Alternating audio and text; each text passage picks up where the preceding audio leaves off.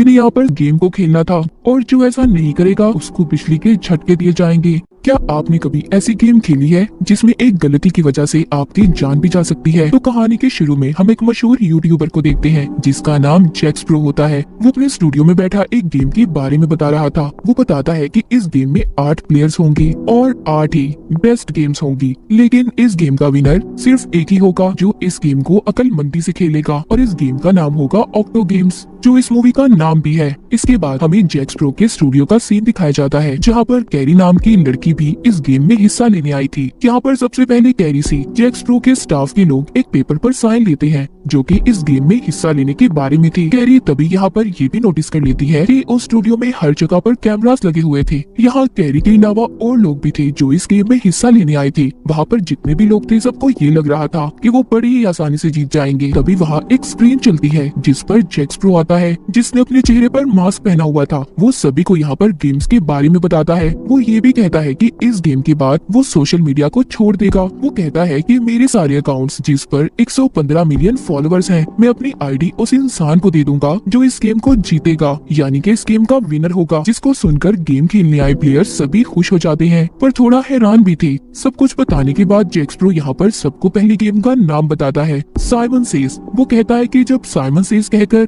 आप लोगों को कुछ भी करने का कहा जाए, आप लोगों को वैसा ही करना होगा। जैसा कि साइमन कहेगा जंप करो, कूदो, तो आप लोगों को कूदना होगा, और अगर इसके अलावा किसी ने कुछ भी किया तो इस गेम से निकाल दिए जाएंगे और बाकी के बच्चे लोग आगे इस गेम को खेलेंगे। इसी तरह से गेम आगे बढ़ती रहेगी और आखिर में एक विनर होगा। जिसके बाद वहाँ पर एक फॉक्समैन आता है जिसने लोमड़ी का ड्रेस पहना हुआ था। इसका काम हारने वाले प्लेयर्स को गेम से बाहर करने का था। उसको देखकर सब बहुत खुश थे। वहाँ पर स्टाफ का एक और आदमी जिसने लाल रंग के कपड़े और चेहरे पर मास्क पहना हुआ था, वो सीढ़ियों से ऊपर जाकर गन लेकर बैठ जाता है। अब गेम शुरू हो गई थी। यहाँ पर एक प्लेयर ने गलती कर दी थी। वो फॉक्समैन उसको अपने पास बुलाता है और बुरी तरह एक हथौड़ा लेकर उसे मार देता है। उस प्लेयर को मरता देख सभी डर गए थे। तभी एक लड़की वहाँ से भागने की कोशिश करती है, लेकिन यहाँ ऊपर बैठा आदमी उस पर भी गोली चलाकर उसे मार देता है। ऐसे ही वो बहुत से लोगों को मार देते हैं जो भागने की कोशिश कर रहे थे। ये सब देखकर वहाँ पर बचे हुए प्लेयर्स इस बात को समझ गए थे कि अगर उन्होंने इस गेम को ना खेला तो उन्हें भी अपनी जान से जाना होगा। इस गेम को दोबारा से खेलने का कहा जाता है। साइमन सबको एक टांग पर खड़े होने का कहता है, पर एक प्लेयर से गलती हो गई थी, उसका बैलेंस खराब हो जाता है।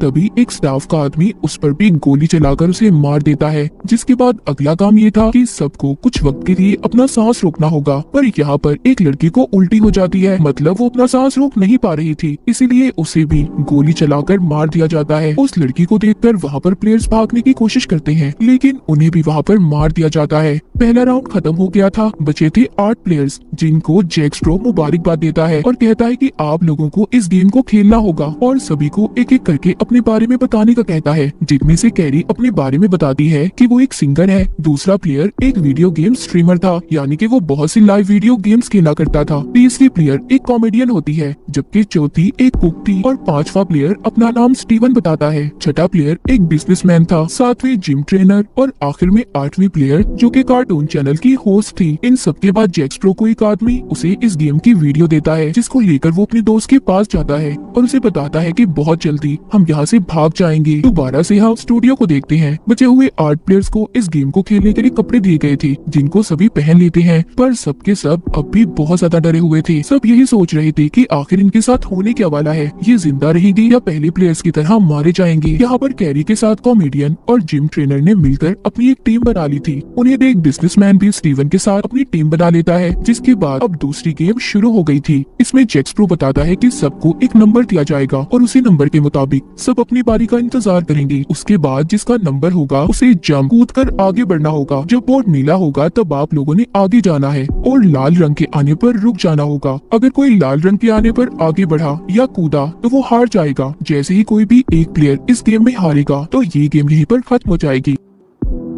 अब गेम स्टार्ट होती है। बारी बारी सब खेलते हैं। यहाँ पर बिजनेसमैन एक चालाकी करता है, वो कैरी से अपना नंबर बदल लेता है। फिर बारी आती है टीवी शो होस्ट की। वो बहुत ही आराम से अपनी गेम को खेल रही थी। तभी यहाँ पर स्टीवन सीटी बजाता है जिससे उस बेचारी का ध्यान भटक गया था और गलती से वो लाल रंग के आने पर आगे बढ़ जाती है। तभी फॉक्समैन आता है और आकर उसे अपने हथौड़े से मार देता है। जैसा कि इस गेम का असूल था, जो हारेगा वो अपनी जान से जाएगा। कैरी बहुत रोती है। वो अपनी साथी की जान बचाने की कोशिश करती करती है पर फॉक्समैन उसे भी मुक्का मारकर दूर करता है। अब यहाँ पर दूसरी गेम भी खत्म हो गई थी, जिसके बाद हम बचे 7 प्लेयर्स को देखते हैं जो एक बड़े हॉल कमरे में थे। कैरी और कॉमेडियन लड़की अभी भी अपनी साथी के लिए बहुत दुखी थी। तभी उन दोनों के पास बिजनेसमैन आता है जो कह रहा था कि स्टीवन को हराने में उन्हें उसकी मदद करनी होगी क्योंकि उसी की वजह से उनकी साथी की मौत हुई है। वो कहता है कि वो एक बहुत ही बुरा इंसान है। वो दोनों उसकी बातों को सुनकर हाँ कर देती हैं। मतलब अब ये बिजनेसमैन की टीम में शामिल हो गई थी। उधर दूसरी साइड पर कुक भी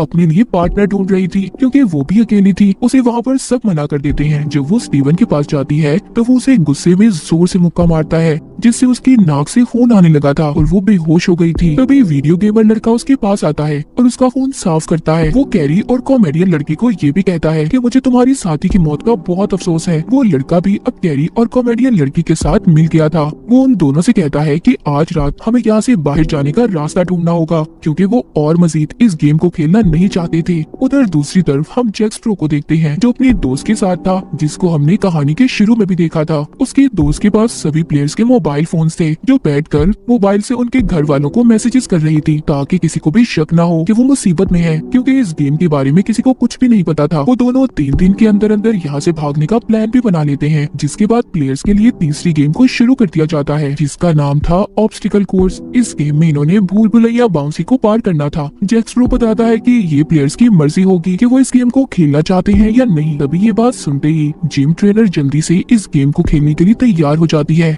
और टाइम शुरू होते ही ऑब्स्टिकल कोर्स को पार करने लगी थी मगर उसके अंदर जाते ही उसे फॉक्समैन मिलता है जो उसे आगे जाने से रोक रहा था पर जैसे तैसे वो उससे बाहर आ जाती है। सब उसे देखकर बहुत खुश थे लेकिन यहाँ पर तभी एक आदमी उसे गोली मार देता है क्योंकि उसने इस गेम को टाइम पर पूरा नहीं किया था। कैरी भी इस गेम को खेलना चाहती थी पर रुक जाती है। वो सबसे कहती है कि मैं यहाँ से बाहर निकलना चाहती हूँ, चाहे बाहर की जिंदगी जैसी मर्जी हो, मैं बस यहाँ से जाना चाहती हूँ। मगर थोड़ी ही देर बाद वो कहती है क्या पता इस गेम को जीतने के बाद मेरी जिंदगी बदल जाए। इसीलिए ये सब सोचकर वो दोबारा से टीम में जाकर खड़ी हो जाती है जिसके बाद ये गेम भी खत्म हो गई थी। अब रात को हम एक लड़की को देखते हैं जो हॉल के बाहर पहरा दे रही थी जो जैक स्प्रो के साथ ही थी। वो अपने जेब में कुछ छुपाती है। ऐसा करते उसे दूसरा आदमी देख लेता है और कहता है कि सोच लो जैक स्प्रो के साथ अगर कोई गद्दारी करोगी तो बहुत पछताओगी। लेकिन वो ये बात सुनकर वहाँ से चली जाती है और कॉल करके जैक स्प्रो की दोस्त को बुलाती है। वो उस चीज को लेकर उसे दे देती है। यहाँ पर हमें पता चलता है कि जैक स्प्रो की दोस्त उसे मारना चाहती थी और उसने इस लड़की से जहर मंगवाया था ताकि वो जैक स्प्रो को मार सके। इसके बाद हमें दोबारा से हॉल का सीन दिखाया जाता है जहाँ पर कैरी का साथी उसे जगाता है जो कि सो रही थी क्योंकि आज रात इन्होंने यहाँ से भागने का प्लान किया हुआ था। वो लड़का जाकर फॉक्समैन को देखता है। उसे लग रहा था कि वो सो रहा है पर जैसे ही वो उसके हथौड़े को हाथ लगाता है तो वो जाग जाता है। तभी वो लड़का उससे डर जाता है और चुपचाप जाकर सो गया था। सुबह भी हो गई थी। साथ ही इनकी चौथी गेम भी शुरू हो जाती है। ये गेम थी म्यूजिकल चेयर, यानी कि जब तक म्यूजिक चलता रहेगा इन्हें चेयर्स के इर्द गिर्द घूमना होगा और म्यूजिक के बंद होने पर जो सबसे पहले बैठेगा वही जीत जाएगा और जो नहीं बैठ पाएगा वो हार जाएगा। फिर जो आखिर तक इस गेम को खेलेगा उसके अकाउंट में बहुत से पैसे भेजे जाएंगे। ये गेम अब शुरू होती है। एक एक कर सभी प्लेयर्स बाहर हो गए थे। आखिर में कुक लेडी और स्टीवन बचते हैं जहाँ दूसरी तरफ उन प्लेयर्स को भी दिखाया जाता है जो गेम से तो बाहर हो गए थे पर वो अभी भी जिंदा थी। तभी यहाँ पर जैक स्प्रो की वीडियो चलती है जिसमें वो बताता है कि गेम में एक मजे का ट्विस्ट है। यहाँ पर वो मरेगा जो आखिर में चेयर पर नहीं बैठ पाएगा। अब स्टीवन और कुक लेडी में मुकाबला होता है जहाँ पर कुक लेडी जीत रही थी लेकिन तभी स्टीवन उसे चेयर से नीचे गिरा देता है और खुद उस चेयर पर बैठ गया था। बेईमानी से स्टीवन ने इस गेम को जीत लिया था। उसकी इस हरकत को बाकी के प्लेयर्स भी स्क्रीन पर देख रहे थे। ये सब देखकर बिजनेसमैन सबको स्टीवन के खिलाफ भड़काता है कि उसे तो सिर्फ अपनी जीत की पड़ी है, उसे किसी की कोई फिक्र नहीं। ये सब बातें सुनकर सभी बचे हुए प्लेयर्स बिजनेसमैन की टीम में शामिल हो गए थे। ये गेम भी खत्म हो जाती है जिसके बाद जैक स्प्रो कुक लेडी के पास आता है जो बहुत ज्यादा जख्मी थी। वो उससे कहता है कि मैंने देखा तुमने सारी गेम्स को बहुत अच्छे से खेला है पर अब मैं ये चाहता हूँ कि तुम मेरे स्टाफ का हिस्सा बनो। वो कुक इस बात पर खुशी खुशी मान गई थी। दूसरी तरफ हॉल में कैरी और बाकी के प्लेयर्स थे। इन्होंने अब 5वीं गेम को खेलना था जिसका नाम था हाइड एंड सी, यानी कि इन्हें इस घर में छुपना होगा और फॉक्समैन इन्हें ढूंढेगा। जैक स्प्रो बताता है कि जिसको सबसे पहले ढूंढ लिया गया वो मारा जाएगा। तभी जल्दी जल्दी सब छुप जाते हैं। फॉक्समैन एक कोने की तरफ जाने लगता है जहाँ पर कैरी छुपी हुई थी पर तभी स्टीवन आवाज कर देता है जिससे फॉक्समैन उसकी तरफ बढ़ता है पर वो जल्दी से दूसरी तरफ जाकर छुप गया था जहाँ पर बाकी के 2 प्लेयर्स भी छुपे हुए थे। तभी तभी कैरी इस घर से बाहर जाने का रास्ता तलाश कर रही थी। उधर दूसरी तरफ स्टीवन और बिजनेसमैन मिलकर कॉमेडियन लड़की को धक्का देकर बाहर निकाल देते हैं। फॉक्समैन ने उसे देख लिया था और उसे पकड़कर मारने लगता है। आवाजें सुनकर कैरी अपनी दोस्त को बचाने जाती है, पर उसके पहुंचने से पहले फॉक्समैन ने कॉमेडियन लड़की का गला दबाकर उसे मार दिया था। ये देख कैरी बहुत रोती है। उसकी दोस्त की मौत के साथ ये गेम भी खत्म हो गई थी। कैरी अब बहुत ज्यादा दुखी थी। वो वहाँ पर स्टीवन पर चिल्लाती है और कहती है कि तुमने अच्छा नहीं किया। तभी हम दूसरी तरफ जैक स्प्रो को देखते हैं, जो कुक लेडी को अपने साथ स्टूडियो में ले गया था, जहाँ पर उसने उसी लड़की को बांध कर रखा हुआ था जिसने इसकी दोस्त को इसे मारने के लिए जहर दिया था। इसका मतलब ये था कि जैक स्प्रो को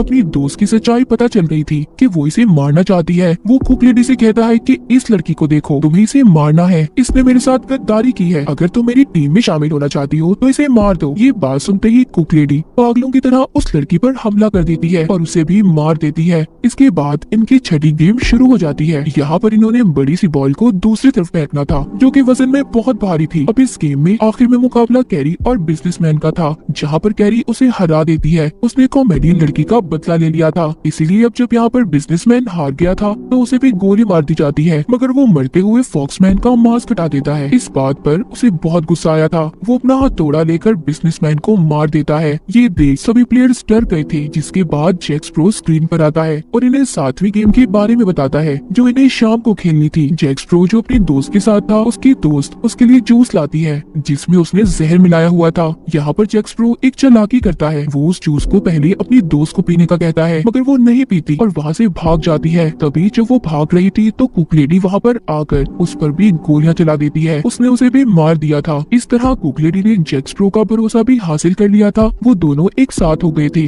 अब इन्हें यहाँ पर 7वीं गेम को खेलना था, जिसका नाम था हैंगमैन। यहाँ पर इन्होंने सही लफ्ज को बताना था और जो ऐसा नहीं करेगा उसको बिजली के झटके दिए जाएंगे। स्टीवन तो ठीक लफ्ज बता देता है और उसकी जान भी बच गई थी, पर कैरी का दोस्त उसे बचाने की खातिर गलत लफ्ज बोल देता है, जिस वजह से उसे जोरदार झटके दिए जाते हैं।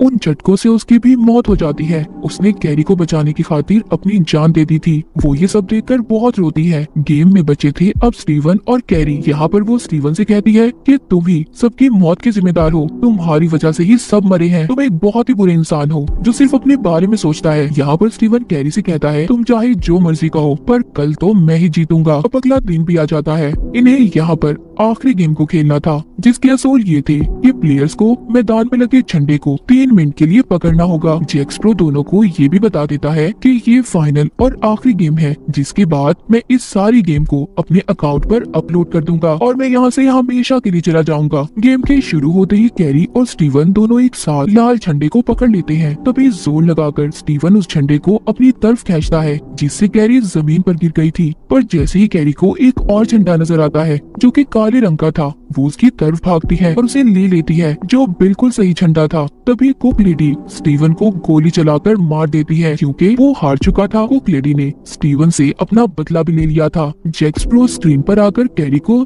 जीतने की मुबारकबाद देता है। तभी वहाँ पर उसके साथी आ गए थे, जिन्होंने कैरी को इंजेक्शन लगाकर बेहोश कर दिया था। जब कैरी को होश आता है तो वो अपने घर में थी, जहाँ पर उसे जैक स्प्रो की आईडी और लिखा हुआ पासवर्ड मिलता है। तभी वहाँ पर जैक स्प्रो का एक साथी आकर उसका मोबाइल भी दे देता है। इसके बाद कहानी के आखिर में हमें 3 महीने बाद का सीन दिखाया जाता है। कैरी भी अब सोशल मीडिया पर बहुत मशहूर हो गई थी। वो बैठी किसी से फोन पर बात कर रही थी। वो आदमी उसे एक वीडियो भेजता है और देखने का कहता है। जैसे ही वो वीडियो को देखती है, वो वीडियो देखकर हैरान हो गई थी, क्योंकि उस वीडियो में कोई और नहीं बल्कि जैक स्प्रो था, जो अपने नए नाम नई आईडी के साथ वापस आ गया था, जो फिर से वीडियोस बना रहा था अपने नए नाम के साथ, जिसको देखकर कैरी बहुत डर गई थी। आगे जैक स्प्रो किसके साथ गेम्स खेलेगा, किस किस की जान लेने वाला था, और इसी सस्पेंस के साथ ये कहानी यहीं पर खत्म हो जाती है।